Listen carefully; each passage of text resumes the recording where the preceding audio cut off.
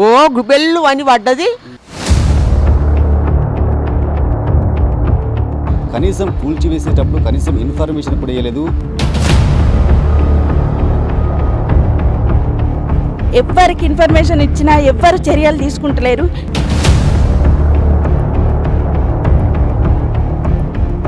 అది నాకు ఐఏఎస్లు ఐపీఎస్లు మినిస్టర్ లెవెల్ ఉంటుంది నాది. నేను ఎవరితో నేను మాట్లాడా.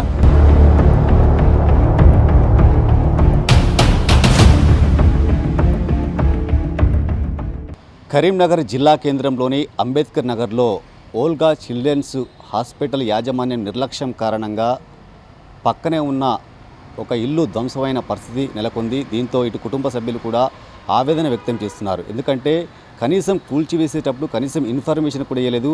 ఆ కూల్చివేయడంతో ఆ గోడలు అదేవిధంగా శిథిలాలు కూడా పూర్తిగా వీళ్ళ రేకుల షెడ్డుపై పడడంతో మాత్రం ఆ రేకుల షెడ్డు కూడా మొత్తం కూడా పూర్తిగా ధ్వంసమైన పరిస్థితి ఉంది.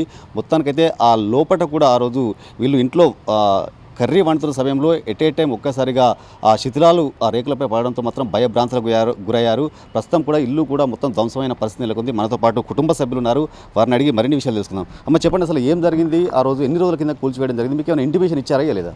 మాకు ఎలాంటి ఇంటిమేషన్ లేదు. 11వ తారీఖు 8వ నెలల ఉదయం 10:30 గంటలకు ఈ ప్రమాదం జరిగింది.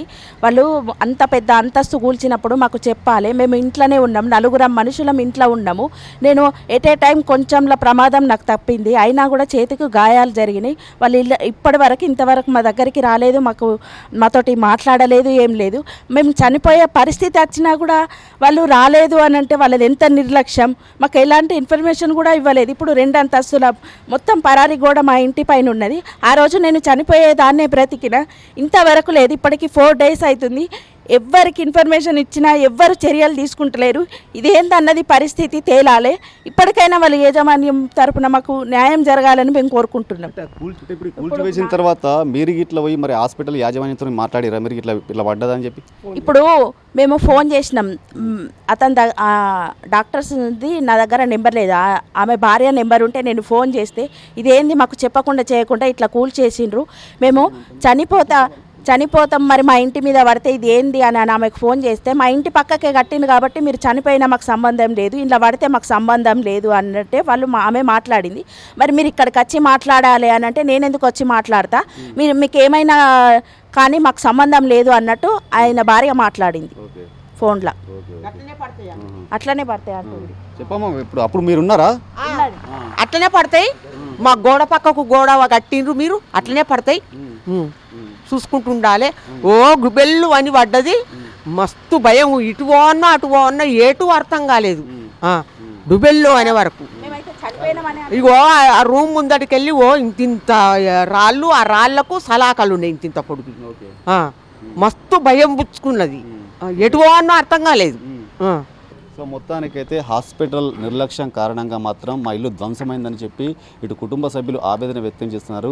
దీనిపై ఇటు అధికారులు కానీ ఫిర్యాదు చేసినప్పటికీ కూడా ఇప్పటికి కూడా ఎలాంటి చర్యలు చేపట్టలేదని కూడా ఆవేదన వ్యక్తం చేస్తున్నారు. మరి 27వ డివిజన్ కార్పొరేటర్ భర్త బొట్ల కిరణ్ ఉన్నారు, అతను అడిగి కూడా మరిన్ని విషయాలు తెలుసుకుందాం. చెప్పండి, మీ డివిజన్లో ఇలాంటి సంఘటన జరిగింది. సో దీనిపై మీరు ఏమైనా అధికారులతో మాట్లాడారా? మరి ఈ కూల్చివేయడం సమయంలో మేము చెప్పడం కూడా జరిగింది, సార్ కొంచెం సేఫ్టీ పద్ధతి పాటించండి అంటే, ఆయన నాకు ఐఏఎస్లు ఐపీఎస్లు మినిస్టర్ లెవెల్ ఉంటుంది నాది, నేను ఎవరితో నేను మాట్లాడా అని డైరెక్టు ఎంప్లాయ్ అయినటువంటి మున్సిపల్ ఎంప్లాయీనే డైరెక్ట్ చెప్పిండు. అది కూడా ఎందుకు చెప్పిండు అని అంటే మీకు ఒకటి చూపిస్తా అన్న. 27 నాడు మేము కంప్లైంట్ ఇచ్చినాం.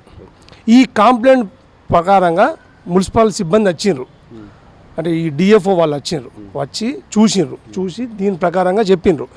అయినా కానీ ఏ మాత్రం సేఫ్టీ లేకుండా ఇగో 3 అంతస్తుల భవనం అన్న, ఇది కూడా నేను మీకు విజువల్ పెడతా. ఇగో 3 అంతస్తుల భవనం, దీన్ని డైరెక్ట్ ఇగో ఇంత కొస మీద ఉండి కూల్చేస్తాను. దీనిది కూడా ఏం సేఫ్టీ లేదు అని కూడా మనం ఫిర్యాదు చేయడం జరిగింది. ఆయన ఏం పట్టించుకోలే. అది కూడా మేము కమిషనర్ గారి దృష్టికి తీసుకెళ్ళినాం. ఇక టౌన్ ప్లానింగ్ వాళ్ళ దృష్టికి అంటే ఇక టౌన్ ప్లానింగ్ వాళ్ళు మరి హాస్పిటల్ యాజమాన్యులు అంటే ఈ హాస్పిటల్కి సంబంధించిన వాళ్ళ దగ్గర డబ్బులు బాగుంటాయని ఈ టౌన్ ప్లానింగ్ వాళ్ళతో కుమ్మక్కైనట్టు ఉందా మరి ఏందనేది ఇప్పటిదాకా కూడా ఇవాళకి 3 రోజులు అవుతుంది. కనీసం వచ్చి డాక్టర్ కానీ వాళ్ళ సిబ్బంది కానీ అలా మేనేజ్మెంట్ కానీ ఇప్పటికీ వచ్చి బాధిత కుటుంబాలకు పరామర్శించిన దాఖలా లేదు. ప్లస్ ఇంకొకటి ఏంటంటే మున్సిపల్ సిబ్బంది కానీ కమిషనర్ కానీ ఇప్పటిదాకా వచ్చి వీళ్ళని పరామర్శించిన దాఖలా లేదు. ఇంకొక విషయం, టౌన్ ప్లానింగ్ వాళ్ళు వచ్చి కనీసం వాళ్ళకు నోటీస్ కూడా ఇప్పటిదాకా ఇవ్వలే.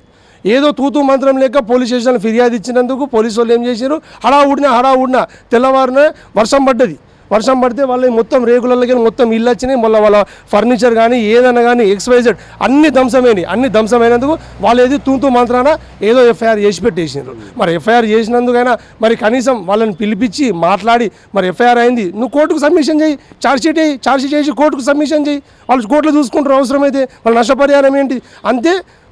సామాన్య జనాలు అంటే మధ్యతరగతి కానీ గరీబ్ బతుకుతే అంటే ఇదేనా? అసలు మరి 4 రోజులు కావస్తుంది కదా, 4 రోజులు కావస్తున్నా కూడా కనీసం మీ దగ్గరికి వచ్చి మిమ్మల్ని కనీసం మీతో మాట్లాడలేరు. కారణం ఏంటి? సో ఇప్పటివరకు ఇంత నష్టం జరిగింది, మీకు కావాల్సిన డిమాండ్ మీరు ఏం కోరుకుంటున్నారు? ఈ లక్షల నష్టం జరిగింది సార్. ప్లస్ ఇంకోటి ఏంటంటే మనకు ఏమి చెప్పకుండా చేయకుండా ఆ అక్క వాళ్ళు లోపల వంట చేస్తుర్రు, సడన్ అని కూల్చిపోయింది. అయితే తామే కనీసం ఒక అరగంట కోలుకోలేదు సార్, అంత సడన్గా పడ్డది. పోయేటోళ్ళు కూడా ఎగ్దమ్ ఏమైందంటే ఎంత పెద్ద శబ్దం వచ్చింది, దానికి వాళ్ళే పరిశాన్ అయిపోయారు, ఇది ఏం జరిగింది ఏమనేది. ఆ అమ్మ ఆరోగ్యం ఎగ్దమ్ సడన్గా షాక్ అయ్యి ఆ అమ్మ కూడా ఆరోగ్యం క్షీణించింది సార్. ఇక మీరే న్యాయం చేయాలి సార్, ఎందుకంటే ఇది ఆల్రెడీ మున్సిపల్ వాళ్ళకు మా కార్పొరేటర్ సాబ్ చెప్పిర్రు, అయినా కూడా ఏం రెస్పాన్స్ లేదు సార్.